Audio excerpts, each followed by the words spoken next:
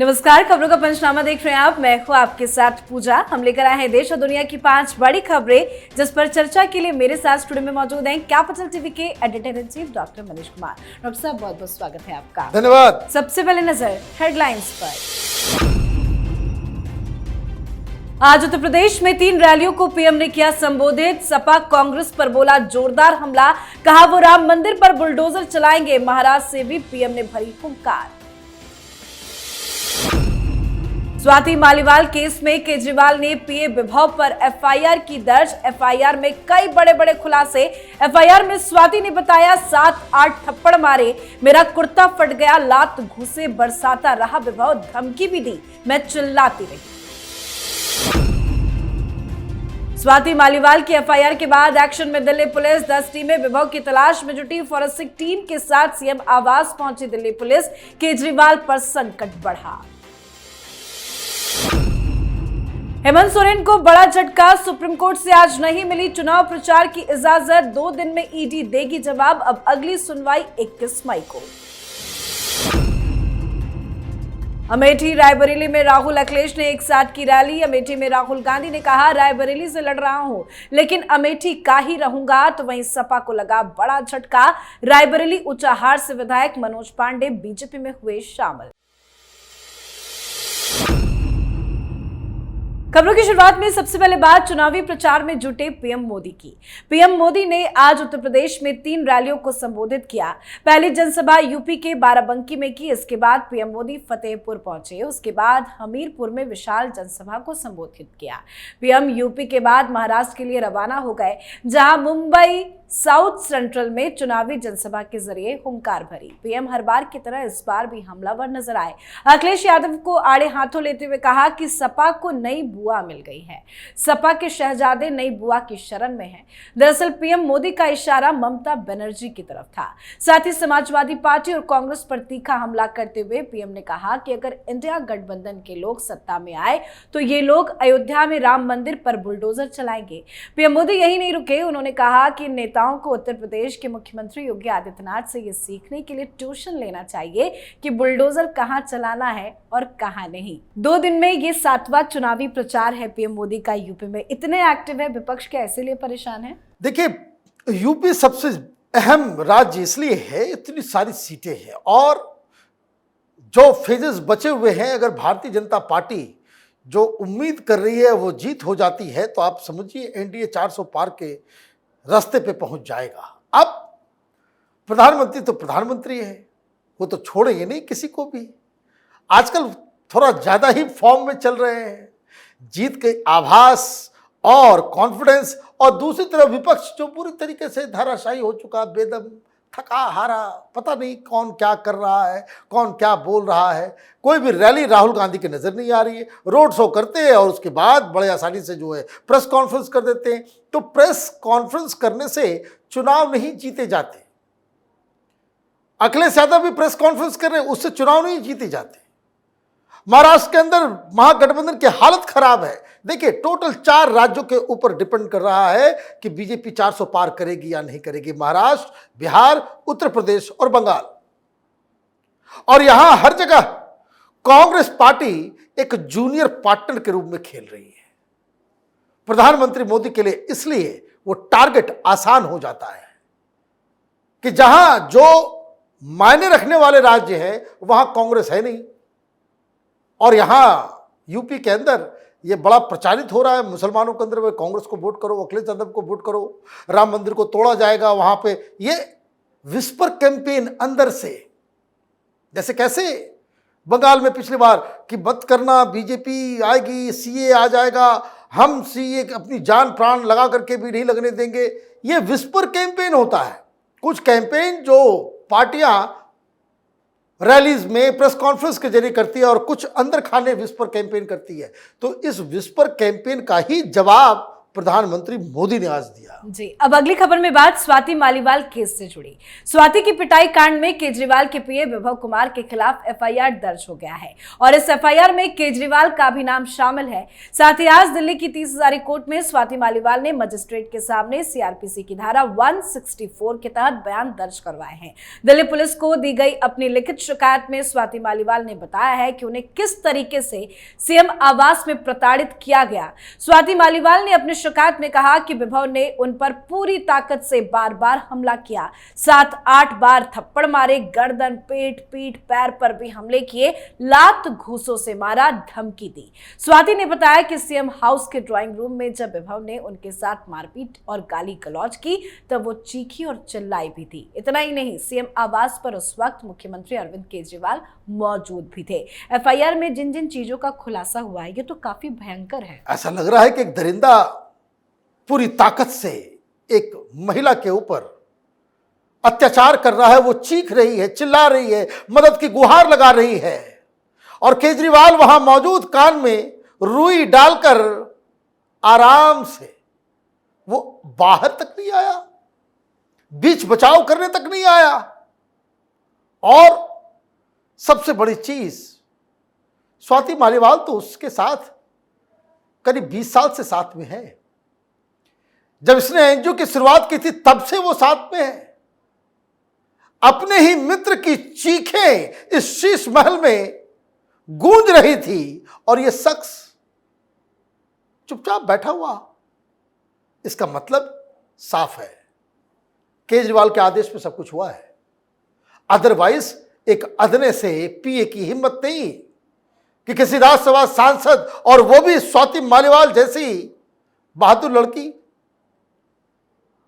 उसके ऊपर हाथ छोड़ दे। वो बता रही है कि मुझे दर्द हो रहा है, चोट लग रही है। उसके चेहरे पे आप मार रहे हो, उसके पेट पे, उसके छाती पे। ये किस तरह की दर्दगी है। और सबसे शर्म की बात, केजरीवाल उसको साथ लेकर के घूम रहा था। आप ये समझिए कि किस तरह के नौटंकीबाज लोग हैं ये संजय सिंह आकर के कहता है कि पार्टी स्वाति मालीवाल के साथ खड़ी है, विभव ने जो किया वो गलत किया, हम इस तरह की बर्ताव को बर्दाश्त नहीं करेंगे, हम एक्शन लेंगे। और आज चरित्र हरण कर रहा है आम आदमी पार्टी स्वाति मालीवाल का और प्रोटेक्शन दे रहा है किसको? विभव कुमार को। शर्म की बात है। ये लोग पब्लिक लाइफ में रहने योग्य नहीं है।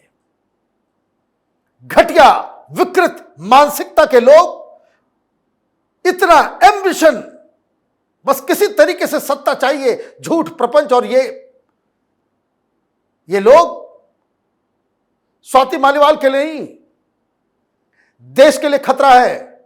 मेरी बात आप गांठ बांध करके सुन लीजिए। जो लोग इसके समर्थक हैं, आने वाले समय में आप अपने आप को कभी माफ नहीं कर पाएंगे। तो स्वाति के एफआईआर से कई बड़े बड़े खुलासे हुए हैं। साथ ही एफआईआर दर्ज होने के बाद दिल्ली पुलिस भी एक्टिव हो गई है।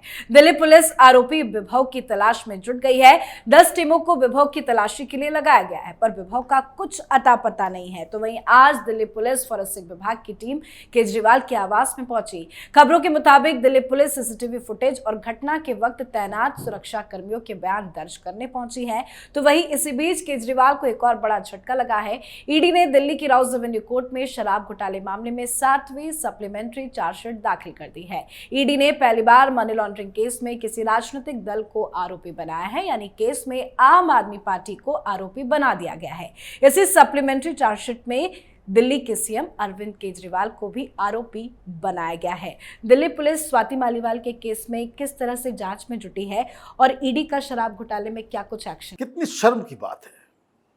इतिहास रच दिया केजरीवाल ने। यह भ्रष्टाचार मिटाने आया था, पहली बार एक पार्टी को आरोपी बनाया गया है। कांग्रेस ने देश को लूटा, लेकिन कांग्रेस पार्टी कभी आरोपी नहीं बनी। लालू यादव जेल गए, चारा घोटाला में फंस गए, पार्टी बची रही। शिबू सोरेन चले गए, पार्टी बची रही। जयललिता चली गई, पार्टी बची रही। देश भर में कितने सारे भ्रष्टाचारी नेता जेल गए, पार्टी बची रही। ये अरविंद केजरीवाल है, इतिहास लिखने वाला। ये भ्रष्टाचार हटाने के प्लैंक पे ही राजनीति की शुरुआत की थी। बच्चों की कसम खाने वाले और झूठे कसम खाने वाले लोगों से और क्या उम्मीद कर सकते हैं। पार्टी के दफ्तर में ताला लगेगा, बैंक अकाउंट फ्रीज किए जाएंगे और चुनाव के बाद इसका रजिस्ट्रेशन भी खत्म होगा। यह है इसकी सजा। अब आने वाले समय में आप देखते जाइए क्या क्या होता रहता है, क्योंकि अब तो इसकी कलई खुल गई है। रंगा सियार की कहानी आपने सुनी होगी कि शरीर जो है वो रंग जाता है तो अपने आप को भगवान का अवतार बताता है। बारिश के साथ ही उसके चेहरे से, उसके शरीर से ये नकाब जो है उतर जाता है। केजरीवाल वही हाल में है। जी, तो स्वाति मालीवाल के केस और शराब घोटाले में केजरीवाल बुरे फंस चुके हैं, तो वहीं हेमंत सोरेन को सुप्रीम कोर्ट से आज बड़ा झटका लगा है। हेमंत सोरेन ने लोकसभा चुनाव प्रचार के लिए सुप्रीम कोर्ट से अंतरिम जमानत की मांग की है, जिस पर आज सुनवाई हुई, पर कोर्ट से सोरेन को आज कोई राहत नहीं दी गई।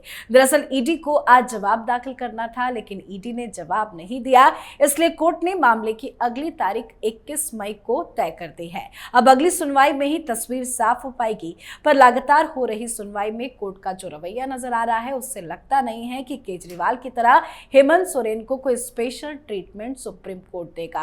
केजरीवाल को स्पेशल ट्रीटमेंट, लेकिन हेमंत सोरेन को क्यों नहीं? भाई आदिवासी लीडर है, मिडिल क्लास है, वो टीवी नहीं है, मीडिया नहीं है, पैसा नहीं है, रांची का है, आदिवासी है ना। सुप्रीम कोर्ट के जजेस लोगों को कभी कभी देखना चाहिए सोशल मीडिया भी, सोशल मीडिया देखना चाहिए। आपने केजरीवाल को बाहर करके वो क्या किया है ये मुझे समझ में नहीं आ रहा है। भाई कौन से कानून में ये लिखा हुआ है? हिंदुस्तान की जनता सुप्रीम कोर्ट से पूछ रही है कि कोई अपराधी, कोई भ्रष्टाचारी, कोई जेल में बैठा कैदी, उसे कैंपेन करने के लिए आप इंटरिम जमानत देंगे? ये कौन सा कानून है, समझ में नहीं आ रहा है। तो गलती क्या हो गई? क्यों नहीं सुनवाई हो रही है? क्यों नहीं उनको मिल रहा है? क्योंकि हेमंत सोरेन केजरीवाल की तरह बेशर्म नहीं है। उसने तो देश के अच्छे पॉलिटिकल ट्रेडिशन को मेंटेन करते हुए जेल जाने से पहले इसने इस्तीफा दे दिया। तो जब आपने इस्तीफा दे दिया तो फिर तो आप सिटिंग चीफ मिनिस्टर रहे नहीं। और जिसने बेशर्मी के साथ इस्तीफा नहीं दिया, जिसने कहा मैं जेल से ही चलाऊंगा सरकार, वो सिटिंग चीफ मिनिस्टर रहा। तो जस्टिस खन्ना ने इतिहास रचा है, मुबारक हो उनको। इतिहास में जो है ना, स्वर्णिम अक्षरों से इसका नाम लिखा जाएगा। एक जज ऐसे थे जो एक मुख्यमंत्री जो जेल के अंदर गया, इस्तीफा नहीं दिया, उसके फैसले को सही ठहरा दिया। सही ठहरा दिया आपने लेजिटिमाइज कर दिया कि चोरी करो, बलात्कार करो, क्राइम करो, मर्डर करो, जेल में चले जाना, तो इस्तीफा मत देना। क्यों? इस्तीफा दे दोगे तो हेमंत सोरेन की तरह तुम्हारे को कोई रियायत नहीं दी जाएगी। और इस्तीफा नहीं दिए तो फिर तुमको इनाम दिया जाएगा। जब चुनाव आएंगे तो तुमको प्रचार प्रसार के लिए बाहर भेजा जाएगा और यह कहा जाएगा कि ये सिटिंग सीएम है।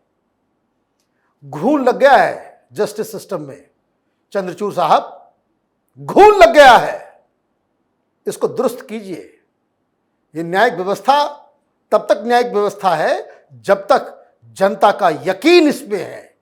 यकीन उठ गया तो हवा के तरह उड़ जाएगा ये पूरा न्यायिक व्यवस्था। इससे पहले दुर्गंध आने लग जाए इस जुडिशियल सिस्टम से, उसको सुधारने की जरूरत है। जी, अब बात सपा कांग्रेस की, जिनके बीच में इन दिनों कुछ ज्यादा ही साठगांठ नजर आ रहा है। राहुल अखिलेश इन दिनों लगातार मंच साझा कर रहे हैं और आज एक बार फिर से राहुल अखिलेश एक साथ नजर आए। अखिलेश कांग्रेस पार्टी के समर्थन में वोट मांगने रायबरेली और अमेठी पहुंचे। प्रियंका गांधी भी साथ नजर आई। बड़ी बात, आज सोनिया गांधी भी चुनावी मंच पर नजर आई। राहुल गांधी ने अमेठी में जनता को संबोधित करते हुए कहा कि रायबरेली से लड़ रहा हूं, लेकिन अमेठी का ही रहूंगा। राहुल गांधी ने कहा कि अमेठी पहली बार मैं 42 साल पहले आया था, जब मैं 12 साल का था। उन्होंने कहा कि जो भी मैंने राजनीति में सीखा है वो अमेठी की जनता ने मुझे सिखाया है। तो वहीं इस बीच समाजवादी पार्टी को एक बार फिर से बड़ा झटका लगा है। पार्टी के रायबरेली उचाहार से विधायक मनोज पांडे ने बीजेपी का दामन थाम लिया। गृह मंत्री अमित शाह ने शुक्रवार को ही उन्हें रैली में पार्टी में ज्वाइन करवाया है। आज लंबे वक्त के बाद सोनिया गांधी, प्रियंका गांधी, राहुल गांधी, अखिलेश यादव एक साथ मंच में नजर आए। इस संयुक्त रैली का कोई असर चुनाव में दिखेगा क्या? देखिए, कोई असर नहीं है। अमेठी जाकर के ये कह रहे हैं कि मैं यहीं का हूं, तो वायनाड क्यों भाग गए? क्यों नहीं यहां से लड़े? मैं भी अमेठी में ही था कुछ दिन पहले। लोग थू थू कर रहे हैं, कह रहे हैं कि तो भगोड़ा निकल गया।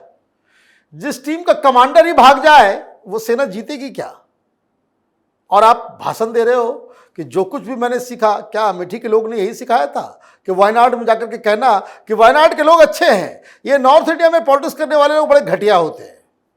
भाई आपका ही बयान है, तो फिर अमेठी की जनता, अमेठी तो आप समझ लो कि खत्म हो गया। ये शर्मा को जो है कोई वोट नहीं करना चाह रहा, कांग्रेस के लोग जो है बिदक गए। रायबरेली के लोग कांग्रेस पार्टी के साथ हैं, इसमें डाउट नहीं है। क्यों साथ है? ये नहीं कि कोई गढ़ है, एक भी विधायक नहीं है इनका।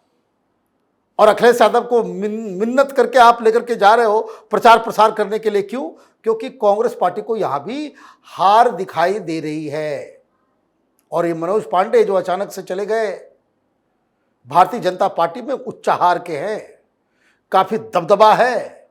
ब्राह्मण वोट जो है वो उधर ट्रांसफर हो गया, तो ये राहुल गांधी की हालत जो अमेठी में हुई वही रायबरेली में हो जाएगी। और इसीलिए सोनिया गांधी भी आकर के भाषण पढ़ रही है। पूरी दुनिया में लोग भाषण बोलते हैं, ये पढ़ती है, तो भाषण वो पढ़ रही है। बस एक चीज मुझे नजर आया कि रायबरेली के लोग बड़े भोले हैं। रायबरेली के लोग गांधी परिवार को इसलिए वोट देते हैं कि भाई देखिए वो उसकी वजह से रायबरेली को सब लोग जानते हैं, और ये नहीं जानते कि रायबरेली की वजह से ही सोनिया गांधी ने देश को लूटा, बड़े बड़े घोटाले किए। यूपीए के दौरान क्या हुआ था? लूट मची हुई थी चारों तरफ। ये रायबरेली के लोगों की वजह से। वो वहां का आके कहते थे कि भाई रायबरेली जो है वो गांधी परिवार को, पूरी दुनिया रायबरेली को जानता है, तो वो गांधी परिवार की वजह से।